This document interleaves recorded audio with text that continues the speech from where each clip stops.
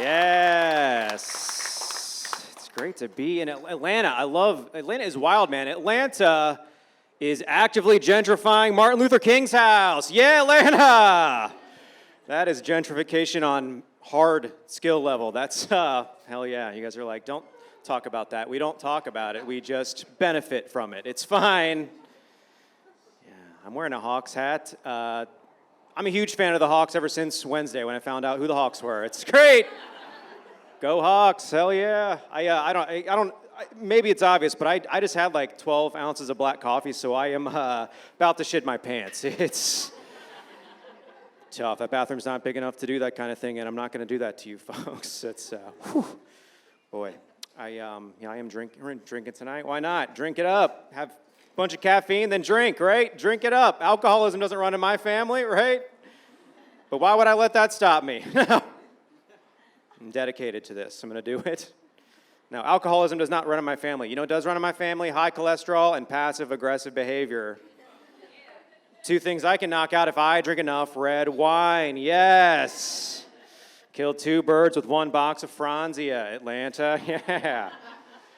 Yeah. That's great.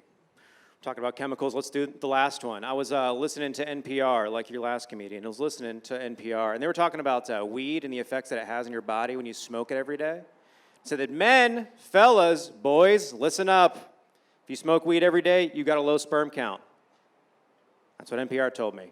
When I heard that, I was like, holy shit, I have got to stop buying condoms. What? What a waste of money. Are you serious? I have a liberal arts degree. I've wasted enough money in my life. Time to stop buying condoms. Those things don't even get you that high, you know? Like,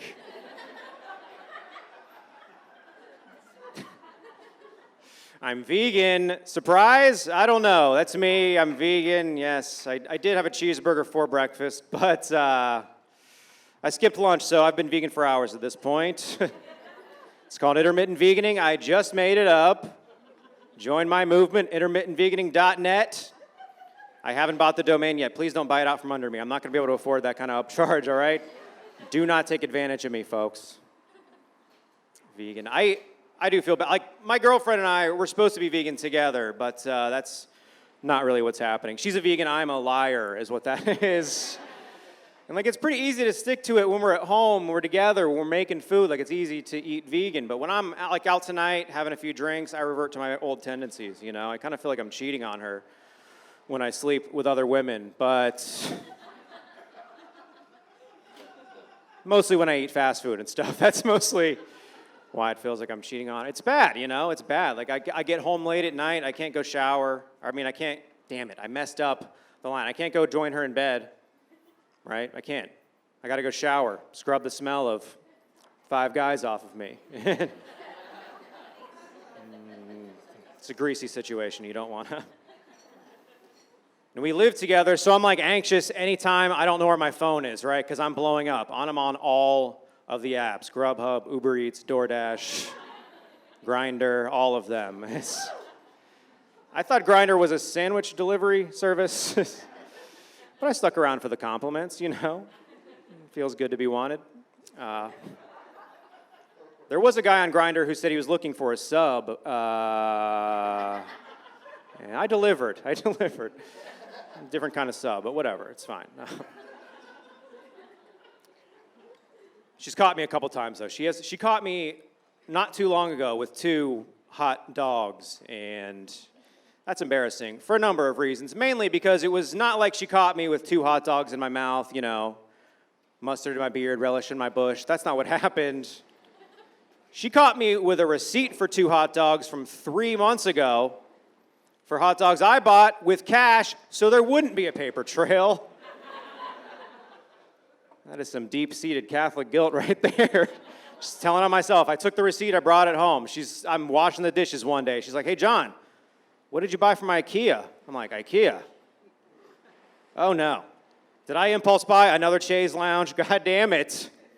We do not have that kind of square footage for this kind of impulse buy. Anyways, I mentioned Catholic just a second ago before I did the line that I could have skipped. You guys all agree? was raised Catholic. I went to Catholic school all the way through, all the way. I went to Catholic college even. I went to a school, it was a Jesuit university. I don't know if you guys are familiar with the Jesuits.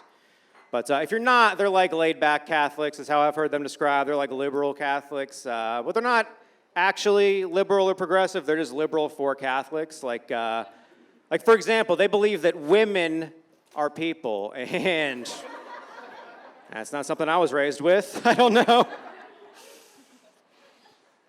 Yeah, the Jesuit school that I went to, called Xavier University, lost a lot of respect for the school a few years ago. I don't know if you guys heard about this, but it was about 10 years ago. What they did was they gave me a degree, and that was a mistake. Like, do you guys value these things at all? Xavier University, I graduated in 4 years, dropped 3 different classes when I found out how many books I was going to have to read. And I now have a degree in English literature. Yes. A reading books degree.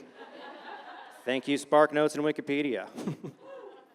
Also went to Catholic high school. In Catholic high school, they try to scare you out of having sex instead of, just being real with you. They make shit up. And it's, we're getting some nods. We'll see if you guys had this kind of situation, too, in your this was freshman year. They had all the boys in one classroom, all the girls in a different classroom, because wouldn't want us to come all at the same time or something. And taught us about sex. A few of the things they taught, first of all right, so they had a priest come and talk to us. And I think who better to teach a bunch of 14-year-olds about sex than somebody who's never had it with a consenting adult. I don't know who. It's still happening, folks. It's still happening. Sorry to report, but I remember a few of the things he taught us. He said, hey, boys, fellas, you have to practice abstinence only. You cannot have sex before marriage. If you have sex before marriage, you and your girlfriend will break up within 3 months. Is that supposed to be a threat? Because it sounds like the out I've been looking for. Homecoming's next week. Father, you mean I get to tell her we're breaking up because God said? Sounds perfect, actually. Catholics also don't like condoms. Like I said, abstinence only. Condoms don't work, he said. Condoms are made out of latex. And when you look at latex under a microscope, you will see it's got gaps between all these threads. Those gaps are bigger than your sperm cells. The sperm cells swim through there, and she gets pregnant. It's all over. Condoms don't work. But that just had me walking around Walgreens, ask where they kept the high thread count. Condoms? Hey, you guys got the 1500 Egyptian? I know they're an import, but it's going to be a good buy, Use it one time, turn it inside out, use it again. Why not? Throw it in the washing machine, use it over and over again. If it gets a hole in it, have mom patch it up. We are good to go. That messed with our brains. I'm 32 years old and still some of that stuff is sticking in my brain. Me and a girl that I dated in high school, we had a pregnancy scare and we had not had sex yet. Folks. I remember the night very vividly. We're on the couch, cuddling, watching a movie, and all of a sudden I notice that she's crying, sobbing kind of silently.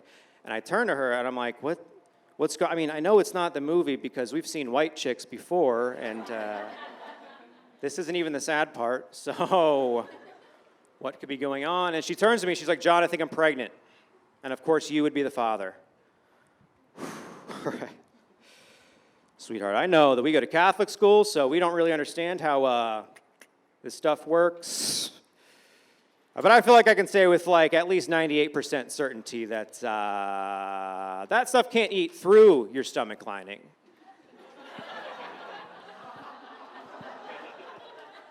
And that's a joke about true love. Have a great night, everybody. I'm John Schreck.